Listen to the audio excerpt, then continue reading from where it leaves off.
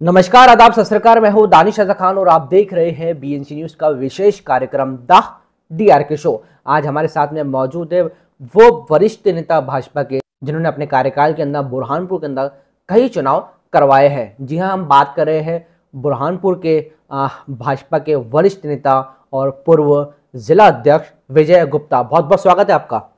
धन्यवाद। गुप्ता जी, पहला सवाल कि आपका जन्म कहाँ हुआ और आप राजनीति में जो है कैसे आए हैं?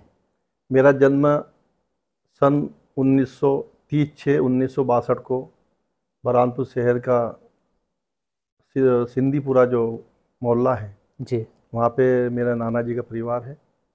बहुत बड़ा परिवार है नाना का मेरे, तो वहाँ पे मेरा जन्म हुआ है। अपने बारे में थोड़ा सा हमारे दर्शकों को बताइए कि आप कौन हैं, क्या है? तो हाँ, मेरा जन्म वहाँ हुआ है और मेरा जो पुश्तैनी मकान है बुरहानपुर शहर के जो फौरा चौक है, फौरा चौक के सामने जो रस्सी वालों की दुकानें हैं बहुत सारी, जी, और दुकानों के बाजू में हमारा मकान है। मेरे दादाजी, मेरे दादी, मेरे हमारे सब दादा परदादा सब वहीं पे रहे हुए, हम लोग भी वहीं हैं। तो कुछ समय से हम लोग, मेरे दादाजी यहाँ पे कपास का धंधा करते थे पहले, तो कपास में कोई बचत नहीं हुई होंगी, जो भी उनका कुछ विषय होगा, जी, जी। तो उन्होंने यहाँ से छोड़ के माजूद चले गए थे। अच्छा, तो माजूद में खेती वगैरह की, तो हम फिर जब से माजूद में हम भी खेती देख रहा हूँ। अच्छा, और उसे खेती के हिसाब से वहाँ जाना बैठना, तो जरा खेती अच्छी ढंग से हो जाती है, इसलिए फिर हम लोगों ने ये सोचा कि अपन वहीं रह के खेती करें। अच्छा। और बुरहानपुर में इतने सारे काम होते हैं, जो रिश्तेदारी के भी काम होते हैं, पारिवारिक कार्यक्रम होते हैं, राजनीतिक कार्यक्रम होते हैं।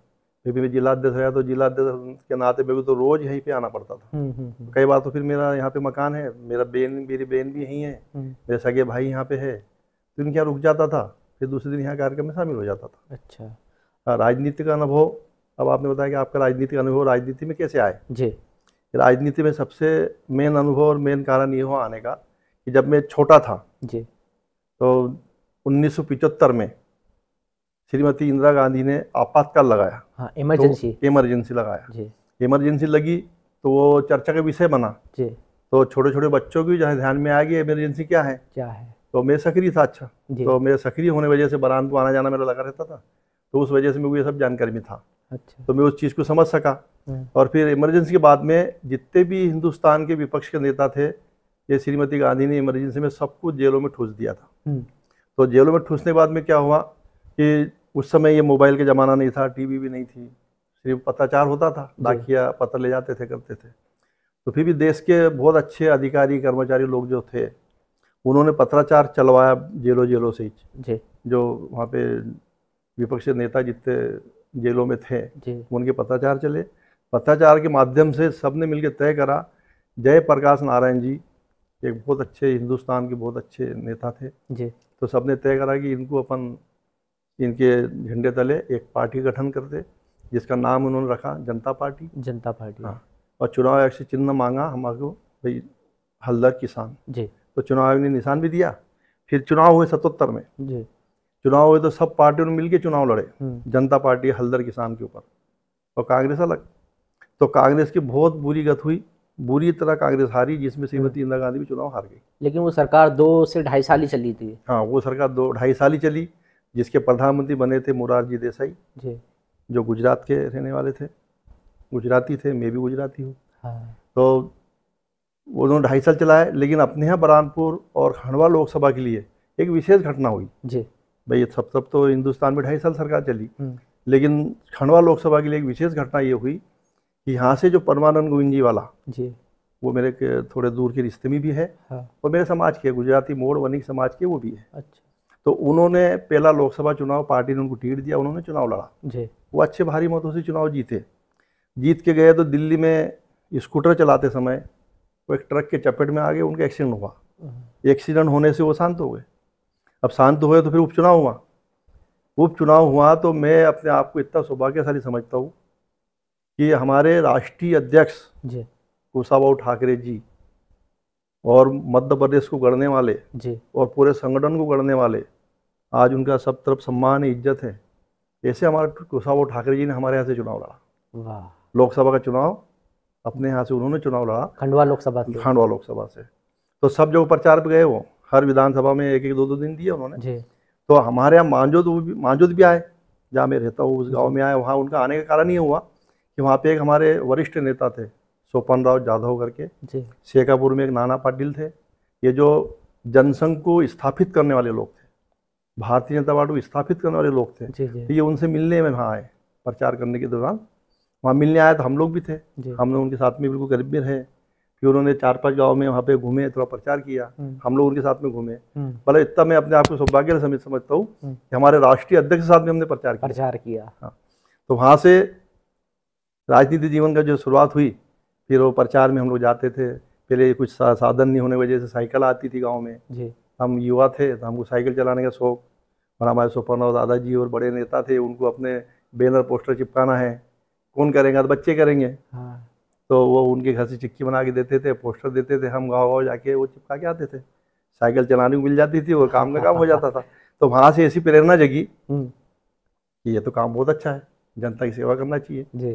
तो फिर जब से मेरी इच्छा जगी कि अपन ने, तो मेरा पारिवारिक बैकग्राउंड ऐसा था कि कोई राजनीति में हमारे परिवार से कोई नहीं था ही नहीं जी। सिर्फ शुद्ध काम करना, अपना खेतीबाड़ी थी, और बरानपुर जब तक कोई काम धंधा था बस वही करते थे। शुद्ध रूप से जो है आप किसान थे, लेकिन एक चुनाव की वजह से, साइकिल चलाने की वजह से आप जो है राजनीति में एंट्री हो गई। अब फिर वहाँ से सन 1980 तक सरकार चली जी, मोरारजी देसाई की सरकार गिरी। सरकार गिरने के बाद में पूरे दल अलग अलग हुए, जितने दल सब एकत्रित हुए थे वो सब दल अपने अपने बिखर गए। अब बिखरने के बाद में भारतीय जनता पार्टी जो पहले जनसंघ थी जी, अब वो जनसंघ भी अलग हो गई, वे सब टूट गए, तो ये भी अलग ही होना है। तो उस समय हमारे वरिष्ठ नेताओं में थे अटल बिहारी वाजपेयी जी, लाल कृष्ण आडवाणी जी, मुरली मनोहर जोशी जी, ऐसे अनेकों हमारे वरिष्ठ नेता बहुत सारे थे। इन्होंने सबने बैठक करके तय करा कि अब नया, अब अपना पुराना जनसंघ था वो तो गया, दीपक का निशान था पहले, वो निशान भी अब वापस नहीं मिलेगा।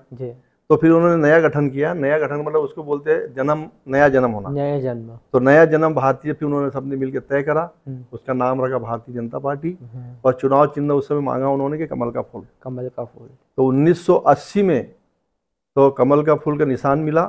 तो राष्ट्रीय पार्टी जो भी होती है उनको एक अधिवेशन करना पड़ता है जी, हिंदुस्तान लेवल का बड़ा अधिवेशन करना पड़ता है कि भैया तुम इतना राष्ट्रीय पार्टी बन गए तो कैसे बन गए, तो उनको सभी ये करना पड़ता है।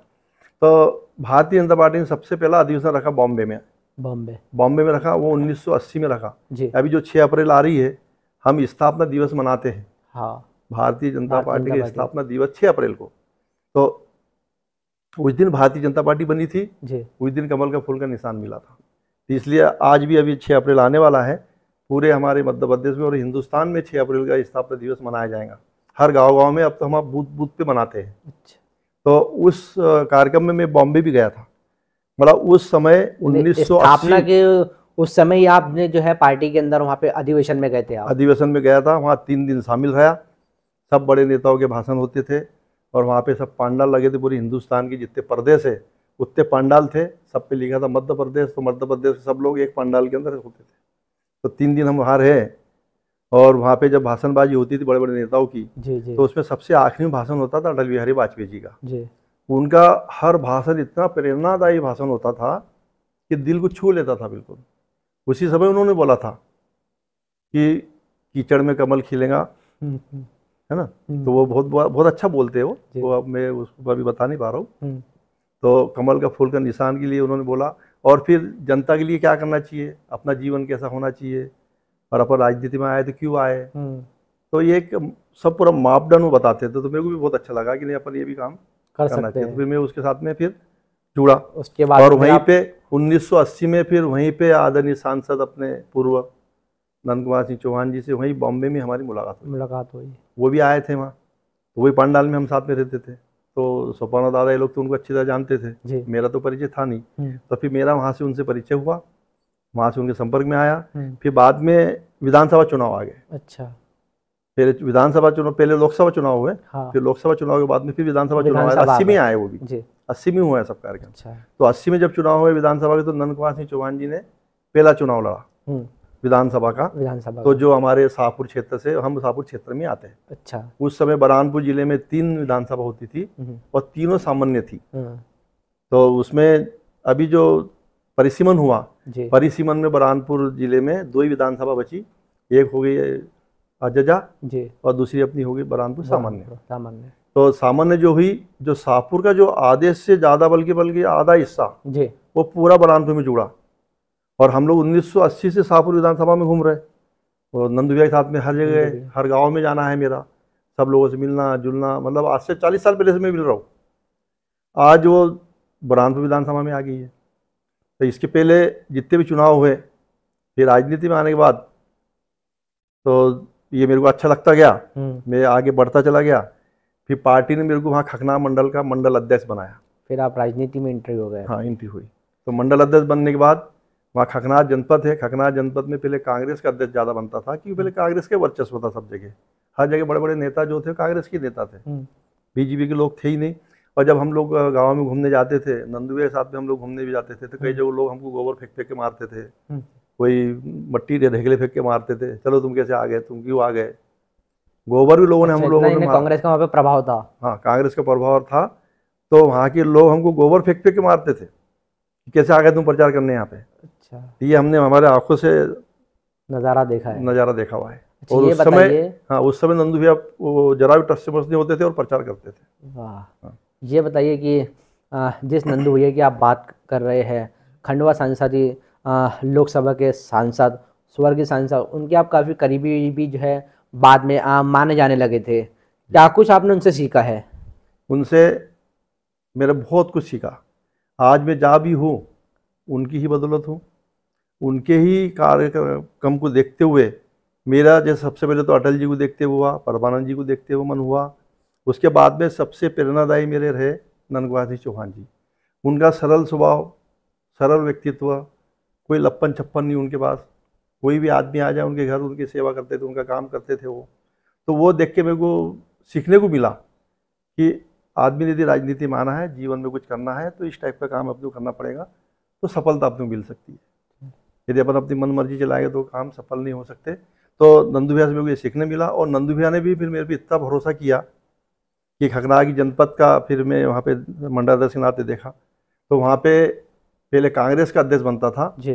तो फिर उस समय नए नए हमारे कलेक्टर रहे श्यामलाल दादू जी, राजेंद्र दादू के पिताजी। उस समय कलेक्टर रिटायर हो गए थे वो, रिटायर होके वो कानापुर हमारे गांव के पास ही उनका गांव है, तो वो रिटायर होके वहीं आ गए थे रहने के लिए। तो उनका बेटा है राजेंद्र दादू। तो वो महिला सीट हुई, तो फिर हमने सबने मिलकर विचार किया, नंदू भैया ने, हमने सबने मिलकर विचार किया कि भाई राजेंद्र दादू की जो मम्मी है महिला सीट है, महिला सीट हो गई थी, वो आदिवासी सीट थी। तो नेपानगर विधानसभा मतलब नहीं, विधानसभा नहीं, जनपद की। तो वहाँ पे महिला सीट और आदिवासी अजजा सीट, तो किसको लड़ाए, जो अच्छा दमदार नाम हो तो अपन कुछ करें। तो फिर हमने राजेंद्र भाई की मम्मी को वहाँ पे पेश किया कि हम सब लोग हमारे जनपद सदस्य जीतेंगे, तो हम अध्यक्ष राजेंद्र भाई की मम्मी को, यशोदाबाई दादू उनका नाम था, इनको बनाएंगे। तो लोगों को विश्वास जगा कि नहीं, ये अच्छा काम कर रहे हैं लोग, तो जनपद सदस्य अच्छी जीत के अपने जाता। तो अध्यक्ष वो मम्मी बन गई। जब मम्मी अध्यक्ष बनी तो राजेंद्र भाई दादू भी एक जनपद सदस्य बने, उनको चुनाव लड़ाया हमने। तो जनपद सदस्य रहते हुए तो मम्मी थोड़ा उम्रदराज थी, रिटायर और कलेक्टर हो गए थे। हाँ, कलेक्टर के विशेष थी, तो उतना ज़्यादा घूम नहीं पाती थी। तो उनके एवज में काम पूरा राजेंद्र दादू देखते थे। तो राजेंद्र दादू और मैं, हम लोग दोनों मिलके पूरे जनपद क्षेत्र में 90 ग्राम पंचायत का क्षेत्र आता है, बहुत बड़ा क्षेत्र है, 25 जनपद सीटें होती है उसके अंदर जी। हम लोग लगातार घूमते थे, जनता के काम करते थे। फिर उसी समय परिसीमन आ गया। परिसीमन आया तो बुरहानपुर में जो 3 विधानसभा थी, तो उसमें से एक खत्म हुई, एक विलुप्त हो गई, शाहपुर विधानसभा विलुप्त हो गई, और नेपा विधानसभा अजजा बन गई। यहाँ पे रोकना चाहूँगा आपको मैं गुप्ता जी, यहाँ रुकेंगे, यहाँ पे हम एक छोटे से ब्रेक के लिए, जब तक कि आप भी देखते रहिए बीएनसी न्यूज़। तो ब्रेक के बाद एक बार फिर आपका स्वागत है बीएनसी न्यूज़ के विशेष कार्यक्रम द DRK शो के अंदर। आज हमारे साथ में मौजूद है बुरहानपुर के भाजपा के वरिष्ठ नेता विजय गुप्ता। अब इनसे हम अगला सवाल करना चाहेंगे। गुप्ता जी, सांसद नंद कुमार सिंह चौहान के और आपके कुछ वो पल बताइए जो आपके उनके साथ में बीते हैं, जो किसी को नहीं मालूम है। अच्छा, तो नंद कुमार सिंह चौहान जी के और मेरे बहुत सारे ऐसे पल हैं, तो मैं कितने बताऊं कि उनके साथ में रहते हुए मेरे को 40 साल हो गए। सन 1980 से लेके अभी शांत 2021 में जी, तब तक तो हम लगातार साथ में थे जी उन्होंने इतनी बड़ी बड़ी जवाबदारियां मेरे को दी। नेपा विधानसभा जैसे मैं बताया आपको जी पहले जी कि परिसीमन में वो आदिवासी हो गई, अजजा हो गई, तो हमने फिर राजेंद्र दादू को वहां से उम्मीदवार उतारा। नंदू भैया से मेरी बात हुई, नंदू भैया ने पूछा कि बेटे विजय अब यहाँ पे तुम्हारे क्षेत्र में किसको लड़ाना चाहिए अपन ने। मेरा भैया राजेंद्र दादू है। बोले वो कलेक्टर का बेटा है, उसको अनुभव कम है। भाई कलेक्टर का बेटा इतना क्या अनुभव रखेंगे राजनीति के अंदर, उसका जीवन एक प्रकार से अलग होता है, अधिकारी का जीवन अलग है और राजनीति लोगों का जीवन अलग होता है। सही है। नहीं भैया वो बहुत नॉर्मल व्यक्ति है, बहुत जल्दी सीख जाएगा और सीख भी गया है वो। उनको चुनाव लड़ाया, मेरे को वहाँ का प्रभारी बनाया। अच्छा, आपको प्रभारी बनाया? प्रभारी बनाया मतलब संचालक पूरे विधानसभा का। अच्छा, मैं संचालक रहते हुए वो चुनाव जीत गए हम लोग। फिर दूसरा चुनाव आया, फिर उस समय भी वही विषय आया, फिर क्या करना है आप, अरे भैया इन्हीं को चुनाव लड़ाओ जी। तो पहला चुनाव हम 1500 वोटों से जीते थे। तो दूसरे चुनाव में फिर हम दोनों ने, राजन भाई ने और हमने बहुत मेहनत की, मेहनत करी तो फिर हम 22,000 के ऊपर वोटों से जीते। अच्छा। फिर तीसरे चुनाव के पहले ही राजेंद्र दादू का आकस्मिक निधन हुआ। निधन के बाद में उनकी बेटी मंजू दादू, तो सबने मिलकर तय करा कि भाई आकस्मिक निधन हुआ है, जो समय बचा है तो उनके परिवार को दिया जाए जी।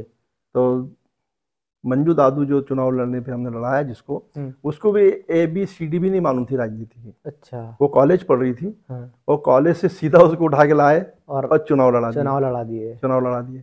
मेहनत नंदकुमार सिंह चौहान ने और सबने मिलकर बहुत मेहनत की। शिवराज जी मुख्यमंत्री, हाँ, वो खुद 4-4, 5-5 जगह उन्होंने सभा ली जी। उन्होंने रोड शो भी किया। तो उस समय पे अपन भारतीय जनता पार्टी यहाँ पे मंजू राजेंद्र दादू 42,600 कुछ वोटों से उस समय जीती। वो चुनाव हो गया, तीन बार का मैं प्रभारी हुआ जी। फिर उसके बाद में मैं जिला अध्यक्ष हो गया, मतलब मंडल अध्यक्ष के बाद में आप सीधे जिला अध्यक्ष। भैया ने मेरे को आगे बढ़ाया, प्रमोशन हो गया आपका। प्रमोशन होते गया तो उसमें मैं फिर बना जिले का महामंत्री जी। मैं 3 कार्यकाल जिले का महामंत्री रहा। फिर 3 कार्यकाल दादरा महाजन हमारे जिला अध्यक्ष थे, उनके कार्यकाल में था। दिलीप सराफ के साथ में 2 बार कार्यकाल में था जी। उसके बाद में फिर मेरे को जिला अध्यक्ष नंदू भैया ने बनाया। नंदू भैया ने, हाँ।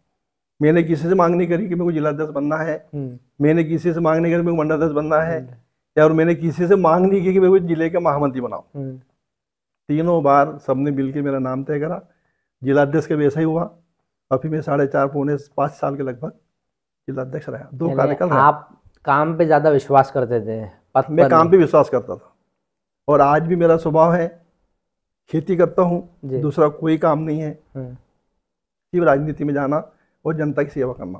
पहले से मन में था कि अपने जनता की सेवा कैसी करना। तो पहले एक मैंने माध्यम चुना था, सरस्वती शिशु मंदिर जी, जो सेवा का माध्यम है। वो भी स्वयं सेवक संघ की जो स्कूल है तो तुकाथड़ में स्कूल है जी। तो वहाँ पे बहुत सारा ध्यान दिया, योगदान दिया। फिर उसके बाद में खखनार में फिर हमने स्कूल खोली, तो वहाँ पे बहुत बड़े बड़े अच्छे भवन बनाए, बच्चे आए, वहाँ पे बसें लाई, बच्चों को पढ़वाया बहुत। तो वहाँ पे आज भी मैं उनके जिला कमेटी में आज भी हूँ, तो आज भी उसमें ध्यान देता हूँ। और अभी भी जिले का जिला अध्यक्ष हो गया कार्यकाल, तो प्रदेश कार्य समिति में सदस्य हूँ।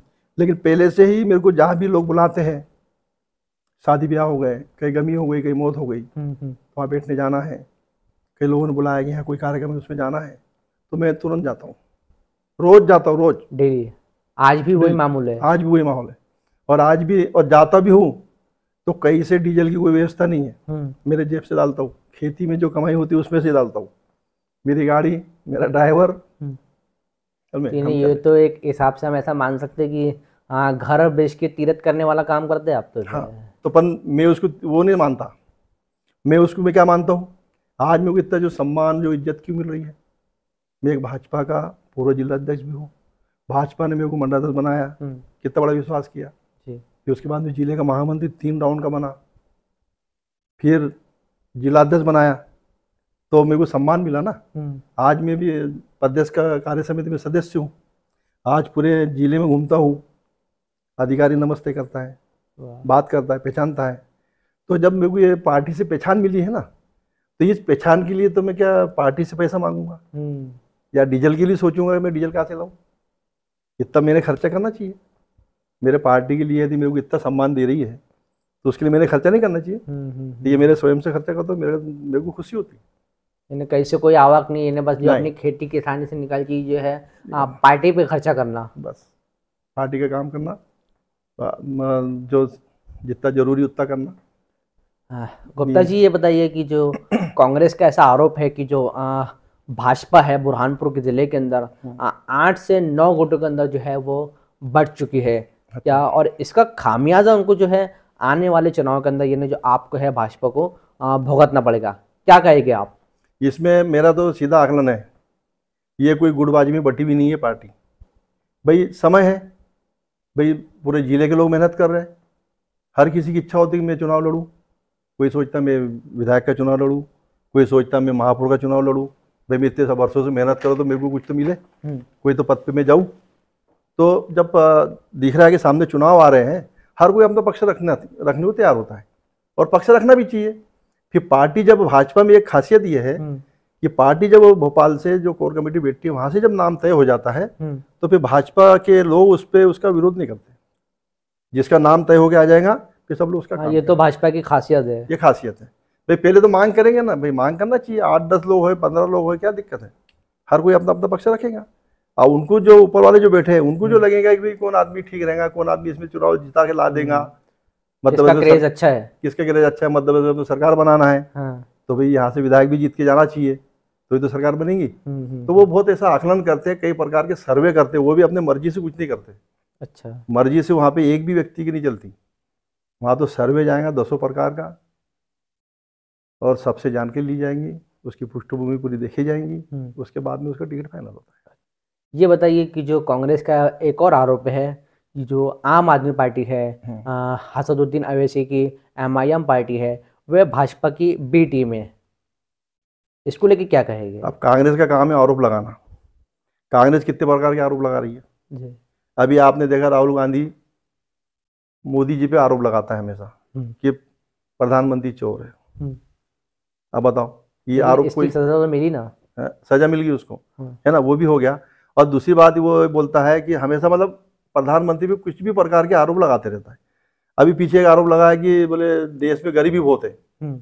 तो मैं प्रधानमंत्री अपने राहुल गांधी से पूछना चाहूँगा कि तुम्हारे परिवार से 4 लोग प्रधानमंत्री हुए और इन्होंने 40 साल से भी ज़्यादा राज किया देश में, है ना। पहले पंडित जवाहरलाल नेहरू रहे जी, फिर श्रीमती इंदिरा गांधी रही, फिर राजीव गांधी इनके पिताजी रहे, मतलब इनके दादा दादी, और फिर उसके पिताजी। अब उसकी माताजी जो थी सोनिया गांधी, वो प्रधानमंत्री नहीं थी, लेकिन पूरे रिमोट कंट्रोल तो उनके हाथ में था मनमोहन के समय। कितने साल हो गए? 40 से भी ज़्यादा साल हो गए। 40 सालों में इनको नहीं दिखा गरीबी थी कि नहीं थी। आज इनको गरीबी दिख रही है। अब इनको भी हमारे प्रधानमंत्री को बनने को 8-9 साल ही हुए, और वो जब वो सवाल करते कि गरीबी क्यों है, तो जरा गुजरात जाके देख लो, जाके वो मुख्यमंत्री रहे हैं, वहाँ की तरक्की देखो। लेकिन सिर्फ गुजरात को देख के ये आकलन नहीं लगाया जा सकता है। गुजरात को नहीं देख के लगाया जा सकता है तो फिर इस पे थोड़ी लगा सकते हैं। वो कुछ भी बोल देंगे कि गरीबी है, तो कैसी गरीबी है? जैसे राहुल गांधी का कहना है कि गरीबी देश के अंदर है। कुछ आंकड़े अगर मीडिया के उठा के देख लो, सर्वे उठा के देख लो, तो आज भी कई लोग हैं जो हिंदुस्तान के अंदर भूखे सोते हैं। आज भी कुछ ऐसे रोड है जो आपकी विधानसभा की कुछ रोड देख लो, जैसे नेपा नगर के अंदर, वो रोड के अंदर कई मरतबा जो है भ्रष्टाचार हुआ है, आज वहाँ के रोड खराब है। इसको भी क्या देखेंगे आप? भ्रष्टाचार का यदि बात आती है तो भ्रष्टाचार पे हम तो मांग करेंगे उसकी जांच हो जाए, कोई भी हो, दूध का दूध पानी का पानी हो, जो भ्रष्टाचार करता है उसको सजा हो। और फिर है ही रोड बनने की बात, नहीं बनने की बात, कई जगह ऐसे हमारे जंगलों में लोग रहते हैं, जैसे गांव के गांव बसते हैं। अब सिटी कितना बड़ा है, सिटी एक जैसा बसा हुआ है, तो सरकार वहाँ पे आसानी से काम कर लेती है, रोड बना देंगी, पानी की व्यवस्था कर देंगी, लाइट लगवा देंगी, सब कर देंगी। अब हमारे आदिवासी भाइयों को कैसा रहन सहन है जंगलों में, उन्होंने 10 टपरे यहाँ बना दिए, 25 टपरे उधर बना दिए, 5 किलोमीटर दूर पे 15 टपरे उधर बना दिए। अब वो मांग करते कि हमको रोड नहीं है, हमारे पास बिजली नहीं है, हमारे पास पानी नहीं है, तो ये परेशानी जाती है। सरकार करने को तैयार है, लेकिन फिर इसके लिए कितना सारा लगता है। अच्छा। तो ये परेशानी आती है, फिर रोड बनाने तकलीफ जाती है। लेकिन जो पहाड़ों पे मकान है, तो पहाड़ों पे पहाड़ को खोदते हुए रोड बनाना है, तो ऐसी दिक्कतें आती है। नहीं तो विकास करने को तो भारतीय जनता पार्टी तो बहुत विकास कर रही है। फिर जो ये आज युवा, जैसे राहुल गांधी कहते हैं, जो युवा बेरोजगार है देश के अंदर, फिर इसको लेकर क्या कहेंगे? अब वो तो एक सभी पार्टियों ने एक मापदंड बना लिया है कि बेरोजगार है, बेरोजगार है। तो आप ये बताइए कि देश की जनसंख्या 130 करोड़, है ना। जी। उसमें से 50% अपन महिला मान लो, तो 50% तो पुरुष है।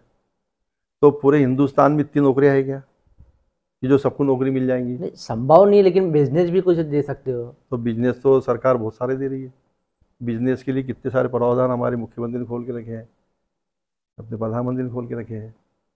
और सबसे बड़ी बात तो मैं शुभकामना देना चाहूँगा हमारे मुख्यमंत्री जी को और हमारे प्रधानमंत्री जी को कि इन्होंने गरीबों के बारे में बहुत कुछ सोचा और बहुत कुछ किया। कितनी सारी योजना बनाई है, उस योजना पे आज काम चल रहा है सब जगह।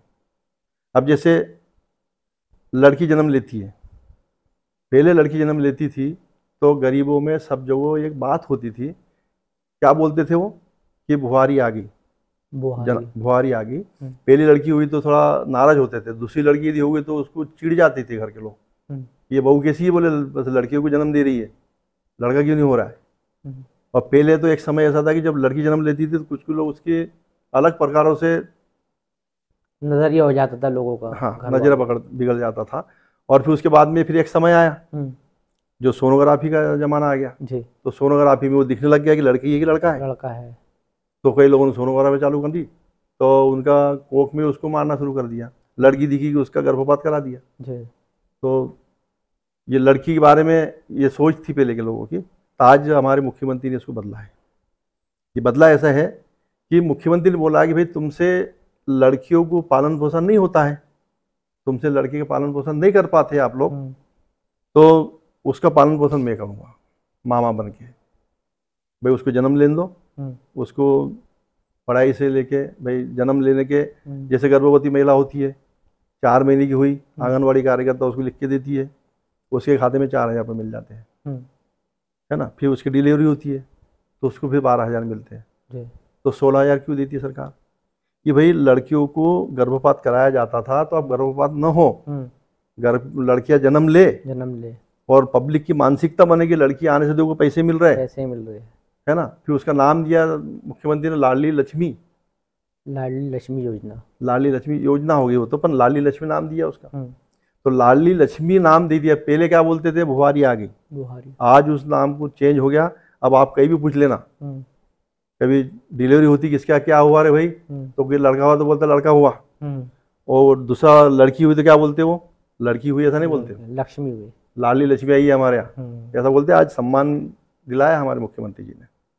तो ये सरकार को काम करने के तरीके हैं।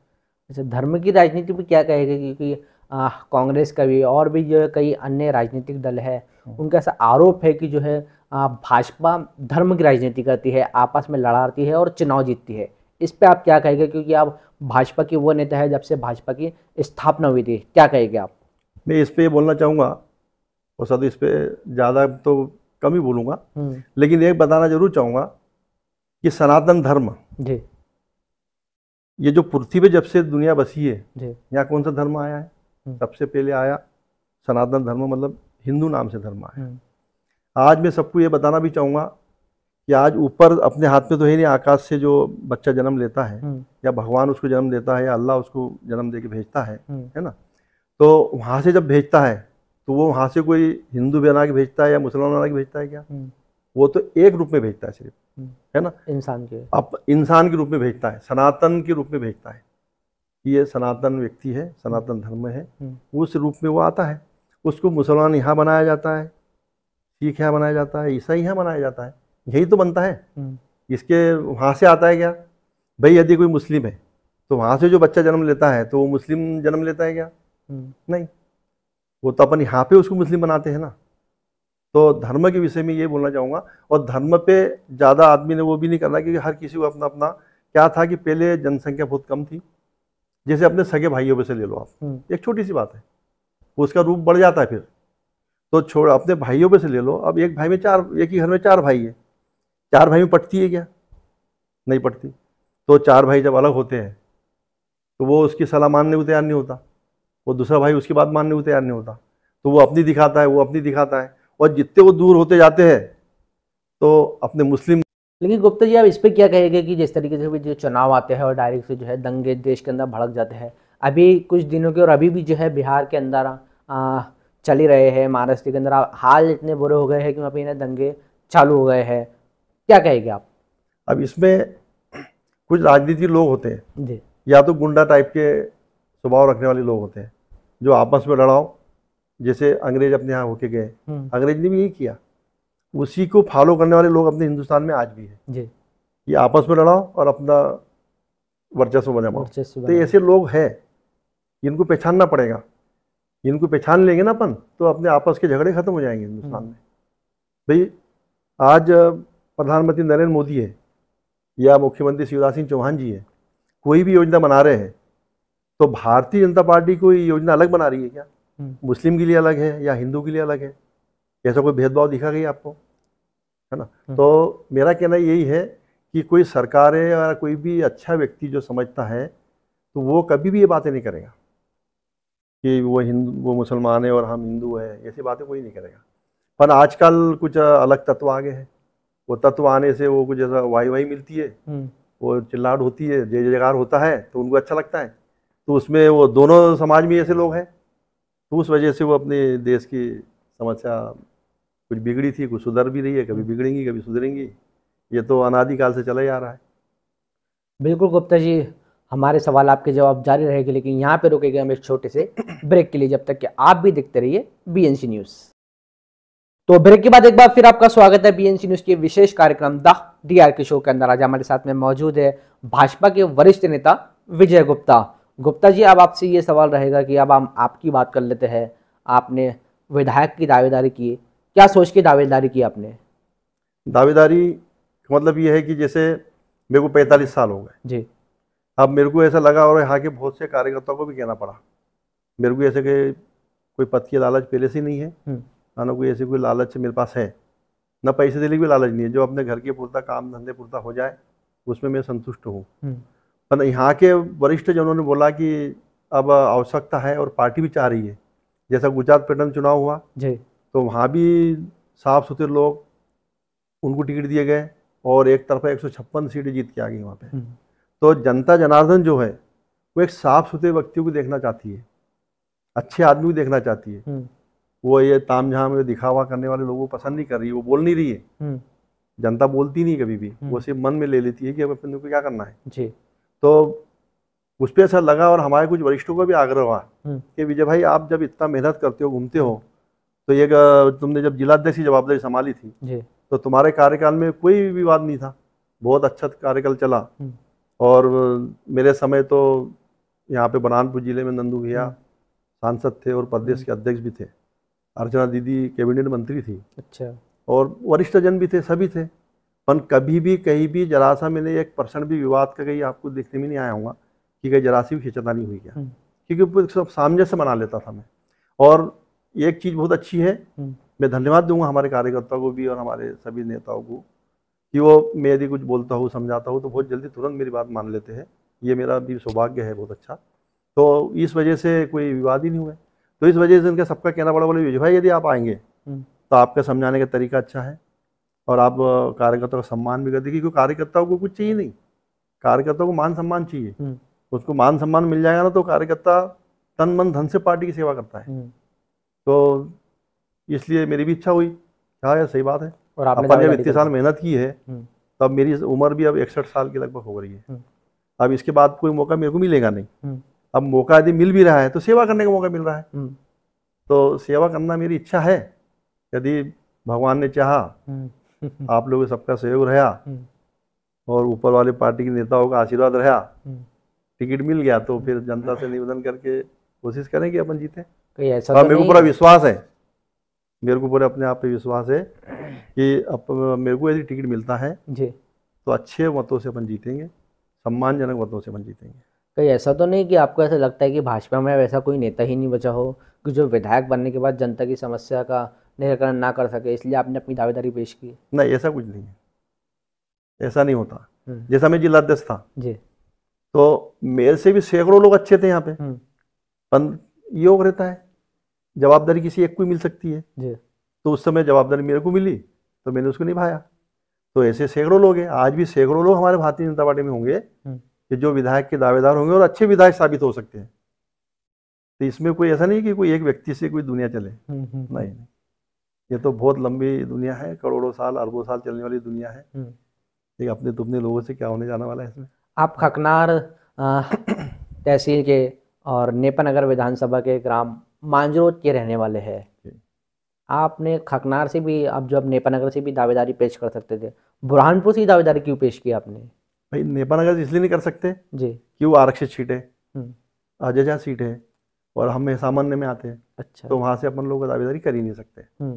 और दूसरी बात तो मैं आपको एक बताऊँ, महत्वपूर्ण बात है कि मतलब हम लोग इतने सक्रिय है कि हमारा जो गांव है मांजरोद, हमारे पहले सुपानो यादव जी थे, उनके समय से वहाँ पे कांग्रेस को 25, 30, 40 वोट मिलते थे और उनको आज शांत होने को 38 साल लगभग हो गए। उसके बाद उनका बेटा है प्रदीप यादव और मैं हूँ, एक सुभाष पटेल करके हमारे गांव के पटेल है वो जी।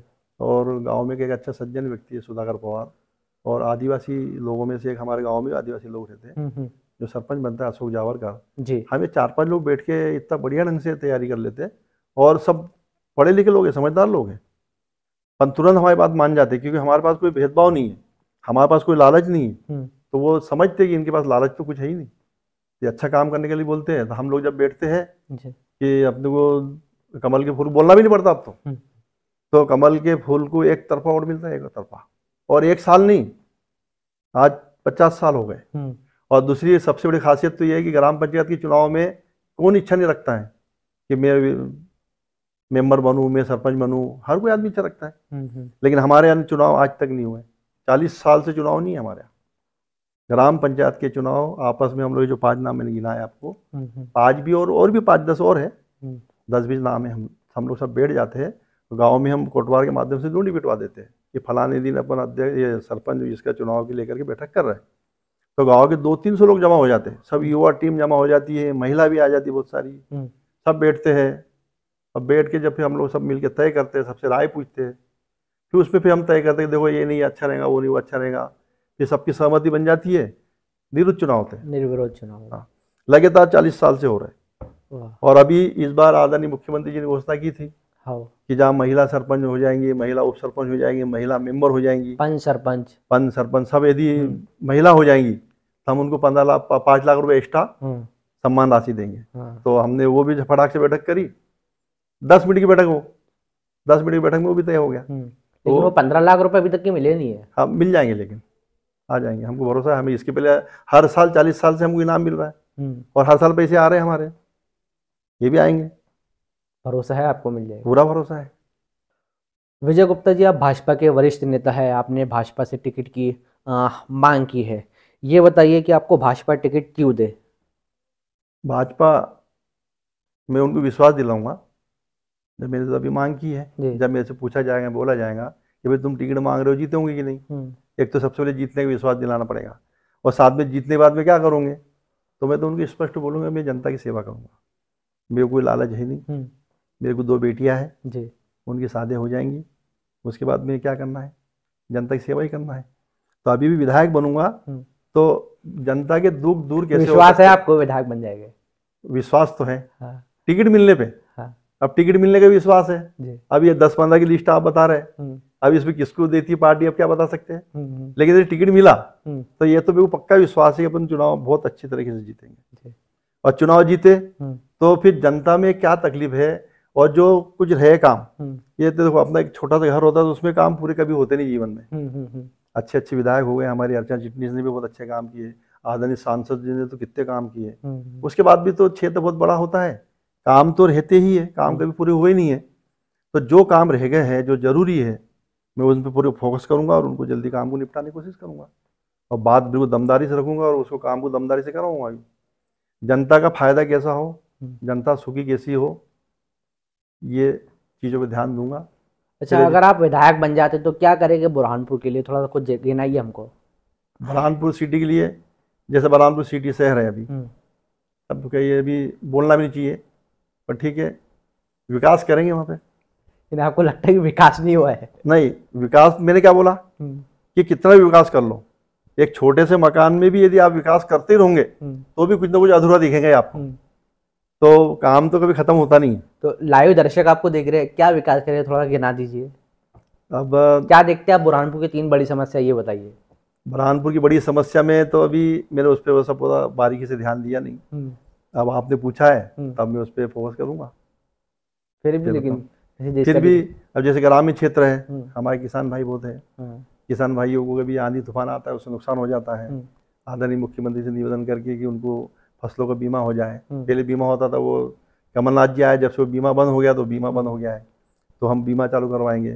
खेतों में पानी की आवश्यकता होती है, केले की फसल है, गन्ने की फसल है, तो बड़े बड़े डैम और बन जाए, बन गए हैं और बन जाए तो उससे किसानों का भला होगा, किसान अच्छा उत्पादन ले पाएंगे, ये विषय है। और फिर रोड वगैरह जो कुछ कुछ गांव में रह गए छूट गए, जैसा आपने बताया अभी बहुत से रोड नहीं बने हैं, और जो अधूरे है उसके हम पूरा करने में कोशिश करूँगा।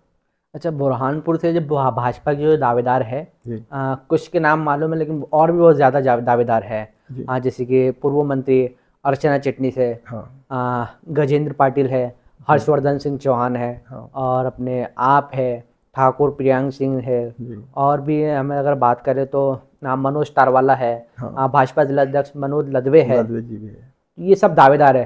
किस तरह देखते हैं आप इनको? इनको देखने का नजरिया तो सबके लिए एक जैसा ही है भाई। क्या सोच रखते हैं आप इन सब के बारे में? इनके बारे में तो सोच मेरी सबसे अच्छी है कि भाई सब लोग अपने दावेदारी कर रहे हैं, इनकी भी कहने की इच्छा है कि हम भी विधायक बन के कुछ ना कुछ क्षेत्र का विकास करने की कोशिश करेंगे या विकास करेंगे। हर किसी का अपना एंगल होता है अलग अलग तरीके से सोचने का, तो उनकी सोच यदि है तो मैं अच्छा ही मानता हूँ कि अच्छा है, ठीक है, उन्होंने प्रयास करना चाहिए। टिकट मिल गया तो अब मैं भी उनके साथ हूँ, जिसको टिकट मिलेगा, जो कमल का फूल का निशान लाएगा, हम उसके साथ में हैं। अच्छा, सब उसके साथ में हो जाएगा। हाँ। विजय गुप्ता जी, आपने अपनी सरकार की, अपनी पार्टी की इतनी उपलब्धियां बताइए। आप वैसे सरकार ने, मोदी जी ने, शिवराज जी ने अच्छा काम किया है जिसका लाभ आज भी जनता उठा रही है। आप कुछ काम बताइए उनके, कुछ काम गिनाइए।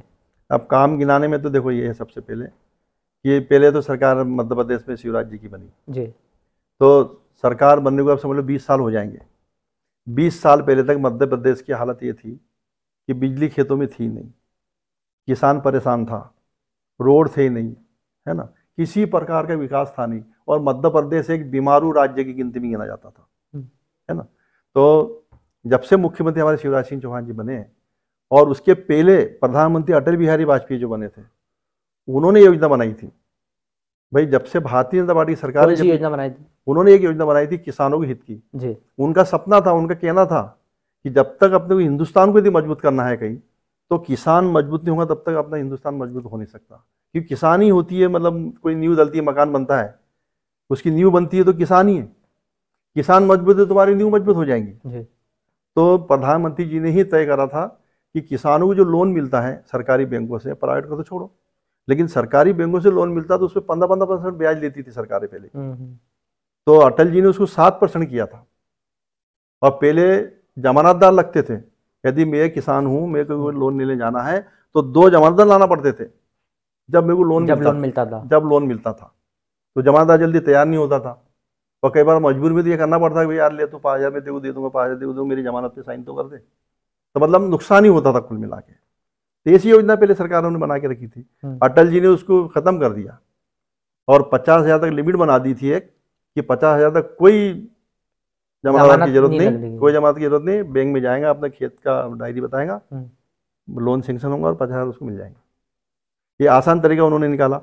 उसके बाद में मुख्यमंत्री शिवराज जी थे, शिवराज जी ने उनसे फिर सीख लेते हुए किसानों के लिए उन्होंने फिर उससे 7% से 5% किया। उन्होंने आजमा के देखा कि क्या होता है, देखे तो उनको तो ठीक लगा, उन्होंने फिर 3% किया। फिर उन्होंने बोला चला लेखा जोखा रहना चाहिए, तो उन्होंने 1% रखा। फिर बाद में 1% भी खत्म कर दिया। तो मैं आपको बताना चाहूँगा, ब्याज खत्म होने से क्या फायदा भाई। किसान आज जो मजबूत दिख रहा है आपको सब जगह, मजबूत होने का कारण ये है किसान का, कि जब किसान कोई फसल आती है, कई बार आप देखते हो ओलावृष्टि हो जाती है तो फसल खराब हो गई, कई बार इल्लियों का अटैक हो गया बहुत ज़्यादा तो फसल खत्म हो गई। तो बहुत प्रकार की तकलीफें किसान को आती है। और लोन लिया बैंक से, तो बैंक तो 15% ब्याज लेती है। 1 लाख का अपन राउंड फिगर में बात करें, 1 लाख का यदि लोन लिया तो 1 साल में उसको चुकाना है तो 15% ब्याज लगेगा आपको, तो 1,15,000 चुकाना है आपको। कभी तुम्हारी कीड़ों ने, इसने उसने फसल खराब कर दी, और अचानक कोई दुख सुख आ गया घर में, कोई बड़ी बीमारी हो गई, उसको पैसा लग गया तो कहाँ से लाएगा, तो वो लोन नहीं भर पाता। या कोई बेटी की शादी आ गई तो उसमें पैसा लग गया तो वो लोन नहीं भर पाता, तो 1 साल डिफॉल्टर हो जाता है। वो सोचता है मैं अगले साल भरूंगा, अब कहाँ जाऊँगा, क्या करूँ। तो वो अगले साल जब भरने जाता था तो वो 15% की जगह उसको 18% भरना पड़ता था। मतलब 2 साल का ब्याज हो जाता था, 15 दूनी 30, और दूसरे साल लगता 18%, 33। और जो पहले साल 1,15,000 ब्याज हुआ, ब्याज मिला, एक का 1,15 हो गया, 1,15 पे ब्याज लगेगा फिर 18%। तो क्या किसान दम मारेगा? तो अटल जी ने सबसे पहले वो खत्म किया। और मुख्यमंत्री ने तो कितना अच्छा काम किया कि बिना बिना ब्याज का कर्जा कर दिया है। ये किसान अन्नदाता है, पूरे विश्व को अनाज पुराता है। यदि किसान नहीं रहे तो आज सब पूरी दुनिया उत्तराधिकारी करने लग जाए। और उसके साथ में इतना बड़ा मतलब अत्याचार करना ठीक नहीं है। तो आदरणीय मुख्यमंत्री जी ने पूरा बिना ब्याज का मतलब बिना ब्याज का कर्जा कर दिया। उससे फायदा ये हुआ कि किसान जब वो, जैसा कई बार होता ही है, फसल आई, एक बार की छोटी सी कहानी मेरे गांव की है। किसान क्या करता है, कपास की खेती करता है, या तो गेहूं की, या जो भी करता है। कपास बोले मैं बरामपुर सिटी बरामपुर बेचने जाऊंगा, तो घर पे बच्चे रहते ही है, घरवाली भी रहती है, तो बात होती है भाई आज कपास की गाड़ी भरी है, ट्राली भरी, बोले चलो बरामपुर जा रही है। तो बच्चे बोलते पप्पा देखो मेरे को 1 साल हो गया, मेरा ड्रेस फट गया, मेरे को ड्रेस ला देना। पप्पा मेरी स्कूल की किताब फट गई, मेरी किताब ला देना। बेचारा बाप तो जाता है, और सबकी बच्चों की सबकी बात सुनता भी धीरे से, उसकी घरवाली भी धीरे से बोलती देखना मेरे लिए भी एक हाथ साड़ी कैसे ले आना, है ना, रहता कि नहीं? हाँ रहता है। तो बेचारा किसान तो सब सुन लेता था। और वो बरसात के समय में जब उसको आवश्यकता होती थी खेती करने की, खेत में फर्टिलाइजर डालना है, निदाई करना है, उसके पास पैसा नहीं है, तो वो बाहर से या तो बैंकों से लेता था, या तो जो साहूकार आते हैं जो 5% भी लेते हैं, 10% भी लेते हैं, सोना गिरी रखवाते हैं, बर्तन गिरी रखवाते हैं वो लोग, उसके बाद पैसा देते हैं। और बेचारा जब वो कपास बेचने आता है, गांव में सुनता है कि 1,000 रुपये कुंटल बिक रही है कपास, और बरानपुर जब आता है बेचने तो 800 रुपये हो जाते उसके भाव। तो क्यों हो गए? बोलते कपास खराब है, इसमें पानी लग गया है, इसमें डाके हो गया है। वो व्यापारी उसको ऐसा बेचारा मार डालता है। वो जो सोच के आता है मेरे पास 5 कुंटल है, 5,000 की हो जाएंगी, यहाँ आने के बाद में 4,000 की हो गई, वो इसके देना है, उसके देना है, इसके उससे दे दिया है, सब पैसे खत्म। जब घर जाते हैं तो बच्चा बोलता पापा मेरी किताब लाए क्या? अरे बेटा अभी पैसे मिले नहीं, जब मिलेंगे तब मिला दूंगा, है ना। तो दूसरे बच्ची बोलती पापा मेरे कपड़े, अरे बेटा अभी पैसे दिए नहीं दलाल ने, मैं जाऊंगा जब लेके आऊंगा। पत्नी पर रात को बोलती है काहे को झूठ बोल रहे सच बता दो बच्चों को, काहे को गुमराह कर रहे। तो ऐसी जिंदगी हुआ करती है, मैंने मेरे आंखों से देखा है ये। तो ये चीज़ों से छुटकारा मिला है, आज हर किसान मजबूत है, बिना ब्याज का कर्जा ले रहा है। और शिवराज जी ने तो यहाँ तक उसमें सुविधा कर दी है कि फर्टिलाइजर यदि तुम ले रहे हो तो उसमें 10% की छूट। यदि तुमने 100 रुपये का फर्टिलाइजर लिया है तो 90 रुपये भरना है। ऐसा कि देखा आपने भाई, मुद्दल से भी कम लेना। मैं तो एक सादी भाषा में आपको बताना चाहूंगा कि कोई सगा बाप भी यदि हुआ और सगा भाई भी यदि हुआ, उसके बाद यदि पैसा है और तुमको यदि जरूरत पड़ गई, ये पोला आता है हमारा आदिवासी अपने किसानों का, बेलों का त्योहार आता है, सब पैसा लगता है। यदि वो सगे बाप से पैसे ले ले कि पिताजी मेरे को 10-20 हज़ार दे दो, मैं तुमको अभी कपास वास बेचूंगा गांव पे मार्च के महीने में, तो तुमको वापस कर दूंगा, तो सगा बाप भी पैसे मांगता है ब्याज। अरे बेटा तू मेरे से 10,000 ले गया, 20,000 ले गया, तो कुछ तो दे, थोड़े से मेरे को 2-4 हज़ार रुपये ज़्यादा तो दे, ये खर्चे काम में आएंगे। पर शिवराज जी बाप से बढ़ के, बेटे से बढ़ के काम कर रहे हैं, नो इंटरेस्ट, और पूरे यहाँ के लिए नहीं, एक के लिए नहीं, पूरे MP के लिए। कितनी बड़ी सोच होंगी, कितनी अच्छी सोच होंगी। ये तो आपने सरकार की जो है उपलब्धि बताई, किसान कितने जो है मजबूत है ये बताया। हाँ। लेकिन आज भी जो है कुछ किसान ऐसे हैं, खबरें लगातार अखबार में देखने को मिलती है, न्यूज़ चैनल पे देखने को मिलती है। हाँ। किसान ने आत्महत्या कर ली। हाँ। किसान ने कर्जे से आके तंग होकर फांसी लगा ली, पानी में कूद गया, जहर पी लिया। आज भी बुरहानपुर जिला अस्पताल के अंदर कई ऐसे केस आते हैं कि जो किसान अपने हैं कीटनाशक पी के वहाँ पे आते हैं, आ जाते हैं। तो फिर उसमें कई प्रकार की चीज़ें होती है। एक तो कोई बहुत छोटा किसान है, गरीबी किसान है, लिमिट से ज़्यादा उस पर परेशानी आ गई तो घबरा जाता है। कोई हिम्मत के पक्के होते जो बेचारे अपना जीवन कर लेते हैं। और मेरा तो कहना है कि क्यों घबराना चाहिए आदमी ने, आत्महत्या करके उसका हल है क्या? क्यों आत्महत्या करे? बाल बच्चे हैं, कर्जा है, करें, भरेंगे धीरे से, कहाँ जाएंगे, सरकारें है भाई, जीवन है तो आत्महत्या करके वो कर्जा माफ हो जा रहा है क्या? क्यों आत्महत्या करें? नहीं करना चाहिए। सरकारें जब इतनी दे रही है, सरकार से गुहार करें। पर एक सरकार का भी तो एक नियम है ना, लिमिट है कि भाई पूरे एमपी में जो नियम बने तो वही नियम से उसको दिया जाएगा, कोई अलग से दिया नहीं जाएगा। अब जैसे गरीब मजदूर है, अब मजदूर को पहले, मैं और आपको बहुत अच्छी बात बताना चाहूँगा, मुख्यमंत्री की योजना तो इतनी सारी है कि मैं बताऊँगा तो शाम हो जाएंगे, रात हो जाएंगे। मुख्यमंत्री सबसे अच्छी योजना और एक ये है कि जब गांव में किसी गरीब किसान को या गरीब व्यक्ति को बीमारी हो जाए, तो बीमार आदमी कैसा होता है कि जैसा गरीब आदमी उसके पास पैसा तो रहता नहीं है, कहीं छोटा मोटा बुखार आ जाए, खांसी हो जाए, सर्दी हो जाए तो उसका इलाज तो कर लेता है। लेकिन प्रधानमंत्री जी को धन्यवाद देना पड़ेगा, उन्होंने आयुष्मान कार्ड बना के बड़ी से बड़ी यदि बीमारी हो जाए तो 5 लाख का प्रावधान करके हमारे प्रधानमंत्री जी ने दिया है। ये किसने सोचा? आज तक कोई सरकार ने सोचा? यदि गरीब आदमी को कैंसर हो जाए, किसको टीबी हो जाए, किसको अटैक आ जाए, वो इलाज है उसका बेचारे का, कहीं बाहर जाके इलाज करा सकता है वो। पर आज मैं देख रहा हूँ गाँव गाँव के लोग जलगांव जा रहे हैं, इंदौर जा रहे हैं, बॉम्बे जाके इलाज करके आ रहे हैं। लेकिन वो आयुष्मान, जिस चीज़ की आप जो योजना की बात कर रहे हैं, आयुष्मान भारत, उसके अंदर भी जो है कई मरतबा भ्रष्टाचार देखने को मिलता है कि जिस तरीके से जो हॉस्पिटल वाले होते हैं वह ऐसा कुछ कर देते हैं कि यहाँ इलाज तो 50,000 का हो रहा है लेकिन उसके नाम से 2.5 लाख निकाल लेते, 2 लाख निकाल लेते। फिर इसमें क्या? ये तो बेईमान लोगों का काम है। अब उसकी जांच होना चाहिए, उसकी जांच हो तो पकड़ में आया तो उनको सारा जेल में डालना चाहिए। और बल्कि उसकी वही हॉस्पिटल के अंदर पार्टनर, या फिर हम ऐसा कह सकते हैं कि वो हॉस्पिटल ही बीजेपी के नेताओं की है, तो गलत है। क्या कहोगे? गलत है। मेरे सामने वैसे विषय आया तो मैं तो बिल्कुल जांच दल बैठा दूंगा बिल्कुल। ये गलत क्यों कर रहे तुम? मैं तुमको सरकार जो पैसा दे रही है, जो खर्चे का है वो ले ना, आप अपना नंबर 1 का ले ना, ऐसा उसके खाते से ले लेना, क्या जरूरत है? मैं तो इनको सबको बताना चाहता हूँ, पूरी जैसे जो नंबर 2 का काम करने वाले लोगों को समझाना चाहता हूँ कि भगवान ने जो दुनिया बनाई है, दुनिया को पालन पोषण करने के लिए बहुत ज़्यादा जरूरत नहीं है। आदमी खाता क्या है? कोई हीरे जवाहरात खाता है क्या? 2 रोटी है, 2 रोटी गेहूं की खाता है और दाल चावल खाता है। ये क्या भाव मिलता है? 25 रुपये किलो। और सरकार तो उसको फ्री में बांट रही है ना। इतने से पेट भरने के लिए इतने हाय तोबा, जो गरीबों को पैसा छीन ले रहे हैं, उसका पैसा छीन ले रहे हैं, उसका पैसा छीन ले रहे हैं। ये कौन सा तरीका है? इस पे सुधार तो होना चाहिए। ये चीज मांग करेगा आप सरकार से? बिल्कुल करूंगा। तो जैसे हमारे मुख्यमंत्री जी का तो ये हो गया, बहुत सारी योजना है, तो यहाँ तक तो ठीक है।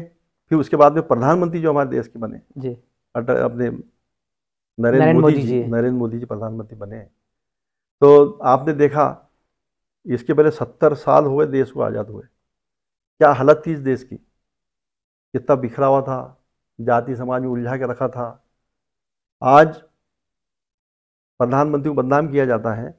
प्रधानमंत्री का कहना ये नहीं है कि हिंदू को आगे लाओ और मुसलमान को भगाओ, ऐसा कहीं है क्या?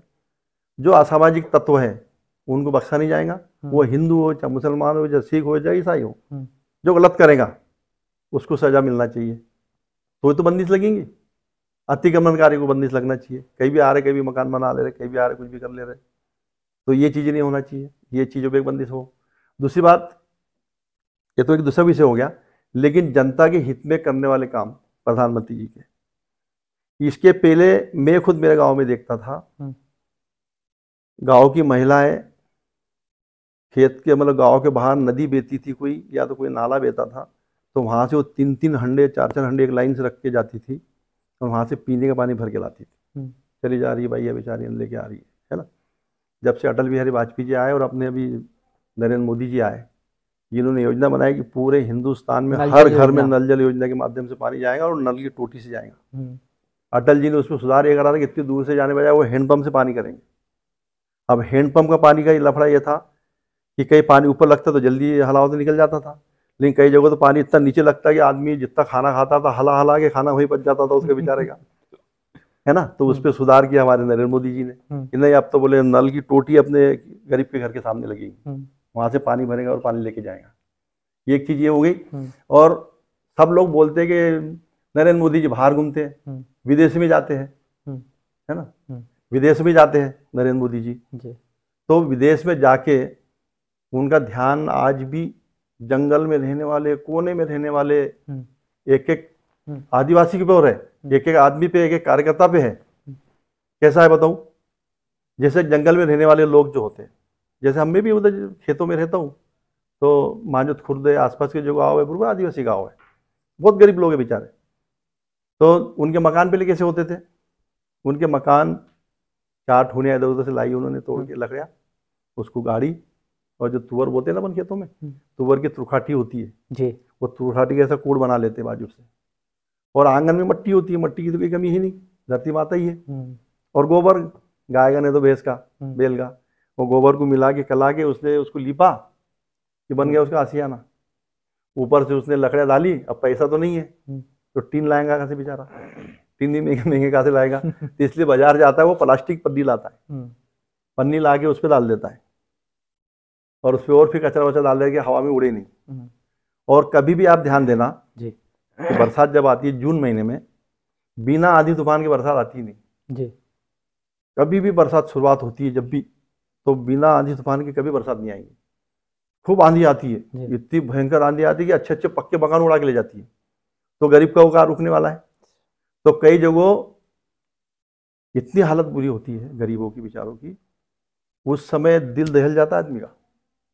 जिस घर में किसी के आदिवासी के माँ बुढ़ी माँ है घर में, बुढ़ा बाप है घर में, छोटे बच्चे हैं, हाँ कोई बीमार है बुढ़ा बेचारा, है ना, माँ बीमार है, उसको आंखों से दिखता नहीं है, और छोटे छोटे बच्चे हैं, और पानी आंधी तूफान कोई पूछ के आता है क्या कि दिन में आएगा कि रात में आएगा? वो रात को 12 बजे भी आता है, 2 बजे भी आता है, दिन में भी आता है। रात को 12 बजे कभी आंधी तूफान आता है और तेज आंधी चल रही है, और उसमें बिजली भी ऐसे जोर से चमकती है, कड़कड़ करके आवाज होती है कि आदमी घबरा जाता है घर के अंदर, देखा होगा आपने। हाँ, तो उस हालत क्या होती होगी बेचारे की, जब यदि उसके प्लास्टिक उड़ जाए, उसका वो गन्ने की पत्ती या घास फूस उड़ जाए। और ऐसे आज के आपकी जो है ग्राम के अंदर ज्यादा होते हैं ऐसे, उधर देखने ग्राम में बहुत होते हैं ऐसे, तो क्या हालत होती होंगी उनकी बेचारों की। तो आज उस पर गंभीरता से सोचने वाला कौन है? देश का प्रधानमंत्री है। उन्होंने विचार किया कि मेरे गरीबों को पक्का मकान होना चाहिए। उनका सपना है कि मैं हूँ जब तक सबके पक्के मकान बना के दूंगा, और बन रहे हमारे यहाँ हर ग्राम पंचायत में 100-100, 200-200, 500-500 मकान बन रहे हैं। और मकान भी कैसे बन रहे हैं? चारों तरफ ईंट की मकान दीवार, और ऊपर सीमेंट की छत, एक तरफ खिड़की एक तरफ दरवाजा, उसको बंद करा, कितनी भी आंधी आ जाए तूफान आ जाए ना उसकी छत उड़ेंगी, ना कोई नुकसान होगा, गरीब बेचारा आराम से सोएगा, सवेरे उठेगा, काम धंधे से चला जाएगा। जिसकी आपने बात करी अभी फिलहाल नल जल योजना की, वह आपके ही ग्राम के अंदर, अब बुरहानपुर के अंदर फेल हो गई है, जिसका आपके ही जो है जिला पंचायत अध्यक्ष ने प्रभारी मंत्री के सामने प्रस्ताव रखा था और बात रखी कि ये उनके ही ग्राम जो है दिलतली के अंदर फेल हो गई है। इस पे क्या कहेंगे आप? फेल नहीं होती है, जो ग्राम पंचायत के सचिव, सहायक सचिव और वहाँ का सरपंच जो होता है ना, इसने जवाबदारी समझना चाहिए। ये लोग जवाबदारी समझते नहीं है। भाई प्रधानमंत्री ने तो योजना बना दी, 140 करोड़ जनता की योजना बना दी, प्रधानमंत्री तो सब जगह जाने से रहा, कहाँ जाएंगे प्रधानमंत्री? सही है, उसने योजना तो पार्टी जमीन पर उतार दी, लेकिन वहाँ के करने वालों को चिंता होना चाहिए ना। कुछ नहीं होती फेल। यदि पानी टंकी बनी है, नल जल योजना बनी है, तो खेत में जो गांव जो होते हैं एक जैसे समतल जगहों पे नहीं होते, ऊंची नीची जमीन पे होते हैं, टेकड़े पे होते हैं, कोई डाबर में है तो कोई ऊंचाई पे है, तो पानी वहाँ पहुँचता नहीं है फिर, है ना, तो इसलिए बोलते फेल हो गया। लेकिन हर घर नल जल योजना जो बनी है उसके अंदर बुरहानपुर प्रथम स्थान पर है पूरे देश में, जिसके लेकर केंद्रीय जल शक्ति मंत्री गजेंद्र सिंह शेखावत ने ट्वीट करके बुरहानपुर वासियों को बधाई भी दी थी। वही प्रधानमंत्री नरेंद्र मोदी ने भी जो है बधाई दी, शिवराज सिंह चौहान ने भी कहा।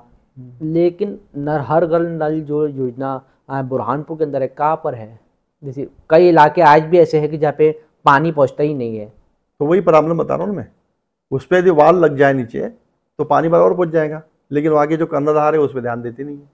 और दूसरी बात, ये जो बुरहानपुर जिला सबसे पहले हुआ वो कलेक्टर की देखरेख में हुआ, कलेक्टर की जानकारी में है, तो उन्होंने जब बोला होगा तो उनको मालूम होगा भाई ये गांव जो छूटे तो क्यों छूटे, या उनके समय में हो गए होंगे, फिर उसके बाद में कुछ खराबी है, सरकार तो आपकी है ना, ध्यान रखने का काम भी आपकी सरकार का है। तो सरकार का ध्यान रखने का काम है, तो सरकार तो फटकार लगाएंगी कि ये काम कैसे अधूरे है, उनके पास जानकारी पहुंचना चाहिए। बल्कि इसको यही स्टोरी को नेशनल मीडिया ने भी कवर किया था कुछ दिन पहले, तो उसके बाद में बहुत ध्यान दिया गया। हमारे यहाँ की जिला पंचायत सीईओ को मैंने खुद देखा, गाँव गाँव गए, चिल्लाए, डांटे उन्होंने बैठक के लिए कि बोले तुम्हारे नाम अपना बोले उस पर आया हुआ है और अपने यहाँ तो नल जल योजना फेल दिख रही है। ये पेपर वाले बोल रहे हैं, ये न्यूज़ चैनल वाले बोल रहे हैं। फिर सुधार किया। ये तो जिंदगी की गाड़ी है, रोज चलने वाली है, कभी खड़ी हो जाएंगी कभी चलेंगी, तो ये तो चलता रहेगा। गुप्ता जी ये बताया कि मुख्यमंत्री लाडली बहना योजना जो है मुख्यमंत्री जी ने निकाली है, क्या कहेंगे आप? देखो, इस पे तो कहना यह था कि मैंने आपको पहले बताया कि जो बच्चों को जन्म लेने से लेके उनकी सुविधा आदरणीय मुख्यमंत्री दी जी। बड़ी होती तो आंगनबाड़ी में जाना, उनको पढ़वाई वहाँ करवाना, कपड़े किताबें फ्री में और वहाँ का भोजन भी कराना जी। उसके साथ में आगे और बढ़ती है बच्चियाँ। कई स्कूल में, गाँव में, छोटे छोटे गाँव है तो 5वीं तक की स्कूल है, उसके बाद में उसको 8वीं में जाना, 6वीं में जाना है, तो उसके लिए साइकिल की योजना। तो आदरणीय मुख्यमंत्री ने ये सब योजना बहुत सारी दी। उसके बाद अपन जैसे और आगे बढ़ेंगे तो हमेशा उनके दिमाग में कहीं ना कहीं भगवान ने उनको एक खूबी दी है, आदरणीय हमारे मुख्यमंत्री जी को, कि बहुत अच्छी योजना कहाँ से लाते वो वही जाने। मतलब आज हिंदुस्तान में, पूरे देश में 50% मतलब बराबर महिला पुरुष है। अब पुरुषों के लिए तो बहुत सारी योजना बनी है, हाँ, लेकिन महिलाओं के लिए क्या योजना है? ज़्यादा अलग से कोई योजना नहीं है। और महिला बेचारी एक प्रकार से घर में बंधन जैसी रहती है, बाहर ज़्यादा जाना आना नहीं, उनके पास में कुछ पैसा आने का सवाल ही नहीं आता, तो पति के भरोसे रहती है जी। तो आदरणीय मुख्यमंत्री जी ने ये अच्छा निर्णय लिया जी कि लाडली बहना जी। भाई लाडली बहना के माध्यम से ये होगा कि जो गरीब परिवार की लड़की माइयाँ हैं, घर की बच्चियाँ हैं, परिवार में है 23 साल से ऊपर और 60 साल से अंदर वाली है, उसको बहुत आवश्यकता पड़ती है। घर में बच्चे हैं, परिवार है, कई लोगों के पति नहीं है, कोई विधवा हुई है, कई परेशानी होती है, तो पैसे के लिए बेचारे त्राही त्राही करती रहती है। तो आदरणीय मुख्यमंत्री ने लाडली बहना के नाम से जो 1000 की राशि देने का जो प्रावधान किया है वो इतना सराहनीय है।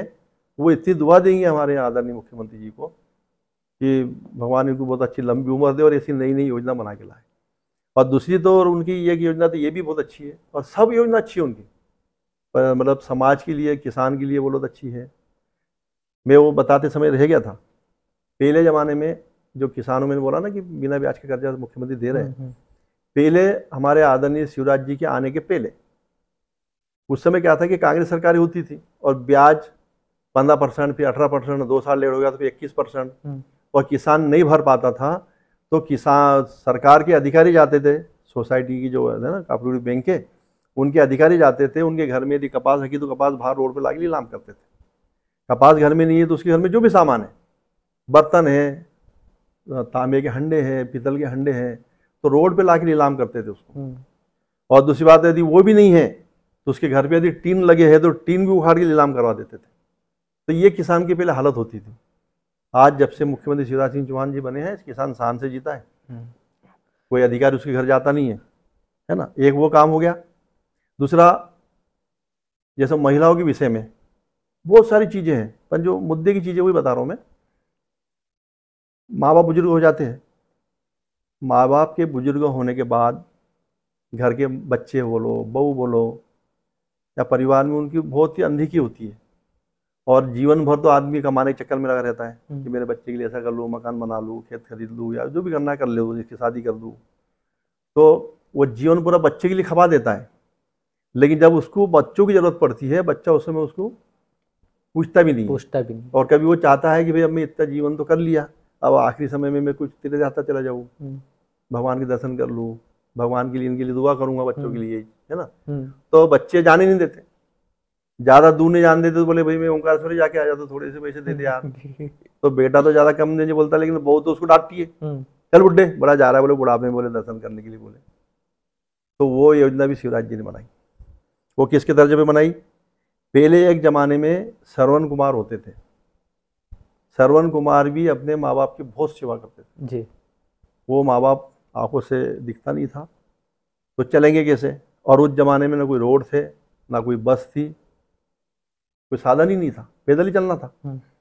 तो उस लड़के ने, बेचारे ने तराजू जैसा वो बनाए 2, और उसमें अपने माँ बाप को बिठाया और कंधे पे रख के पूरे तरह से यात्रा कराई उसने, चारों धाम।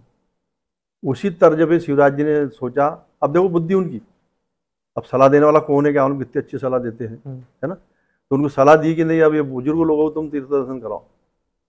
तो शिवराज जी ने बोला कि भाई जितने भी, उन्होंने रिश्तेदारी जोड़ दी सब लोगों से, बच्चे तो मेरे भांजे हैं, मैं उनका मामा हूँ, बहन है तो मैं बहनों का भाई हूँ, है ना, माँ बाप है तो मैं उनका बेटा हूँ। तो बेटे के नाते मैं मेरे माँ बाप के तीर्थ दर्शन कराऊंगा। तो उन्होंने कितनी सारी योजना निकाली। योजना ये निकाली कि जनपद में जाओ, सचिव से सरपंच से नाम भरवाओ, तुम्हारी लिस्ट में नाम आ जाएगा, अच्छी बढ़िया ट्रेन आएंगी, ट्रेन में डिब्बे में डॉक्टर भी रहेगा, एक फॉलो करने वाला भी रहेगा, आपको बागा दे जाएगा, दर्शन कराएगा, वापस घर लाके छोड़ेगा। जो घर पे कभी खाने को नहीं मिल पाता वहाँ पे शुद्ध पानी मिलेगा, बोतल का पानी मिलेगा, शुद्ध अच्छा खाना मिलेगा, डॉक्टर सवेरे शाम चेक करेगा। इतनी अच्छी सुविधा देने के बाद अभी फिर उनके मन में और फिर दूसरी नई योजना आई कि ट्रेन, अभी आसपास के तीर्थ दर्शन तो ट्रेन से हो जाते जल्दी, लेकिन बुजुर्ग लोग होते बेचारे, उम्र ज़्यादा होती है तो तकलीफ होती है ज़्यादा दूर जाना आना, ट्रेन के सफ़र करने में। तो उनके दिमाग में नई उपज आई, उन्होंने नई योजना लाई, अभी लागू करेंगे वो, बोला उन्होंने हमको, हम लोग जब बैठक में गए तो बता रहे थे। अब बोले अब हम हवाई जहाज से बोले तीर्थ दर्शन कराएंगे। हाँ, अब बताओ, जो व्यक्ति पूरे हिंदू मतलब एमपी के, भाई एमपी के मध्य प्रदेश के मुख्यमंत्री है, पूरे एमपी के बुजुर्ग अपने माँ बाप समझे, कितना अच्छी सोच है उनकी। अब उन्होंने नियम बनाया है कि बुजुर्ग लोग जाएंगे, हवाई जहाज में बैठेंगे और हवाई जहाज से वहाँ का दर्शन करेंगे और वही हवाई जहाज उनको वापस लाके छोड़ेगा। जिन गरीबों ने बेचारों ने हवाई जहाज नहीं देखा कभी, वो हवाई जहाज में बैठेंगे। तो कितने जनता के हित के काम है। इसके पहले सरकार ने भी सोचा ऐसा ना। हाँ, लाडली बहना योजना का ये है कि लाडली बहना में घर में महिला रहती है, कई बार उनको आवश्यकता पड़ जाती है, पति जल्दी पैसे देता नहीं है, पैसे कैसे उनके पास मिलते नहीं है, बच्चा बोलता है मेरे को किताब लाना है, कोई बोलता है मेरे को चॉकलेट लेना है, छोटी मोटी मांगे रहती बच्चों की, तो पूरा नहीं कर पाती। तो मुख्यमंत्री 1000 रुपये महीना देंगे, तो उससे वो तो एक तो वो बच्चों का काम करेंगी और घर में उसकी इज्जत बढ़ेंगी।